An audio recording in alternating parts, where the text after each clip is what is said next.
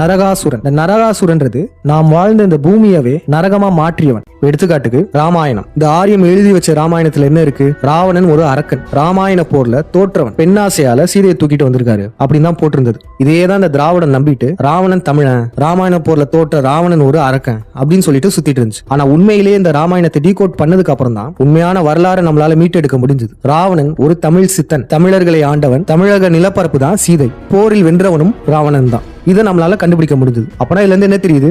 ஆரியம் சொல்ற கட்டுக்கதைகளை நம்புறது வேற, அதை டீகோட் செய்யறது வேற. இந்த ஆரியம் எழுதி வச்ச இந்த மகாபாரதத்தையுமே டீகோட் செய்ததாலதான் கிருஷ்ணருடைய உண்மையான வரலாறே நமக்கு தெரிய வந்தது. இதே போலதான் இப்ப இங்கேயுமே நம்ம டீகோட் செய்ய போறோம். நரகாசுரன். இந்த நரகாசுரன்றது நாம் வாழ்ந்த இந்த பூமியவே நரகமா மாற்றியவன். இந்த நரகாசுரன் என்பது பரசுராமனையும் சகுனியையும் குறிக்கும். ஏன்னா இவங்க தான் சித்தர்களை கழுவேற்றம் செஞ்சு பூமியை நரகமாக மாற்றியவர்கள். இதுதான் இந்த நரகாசுர வதம்.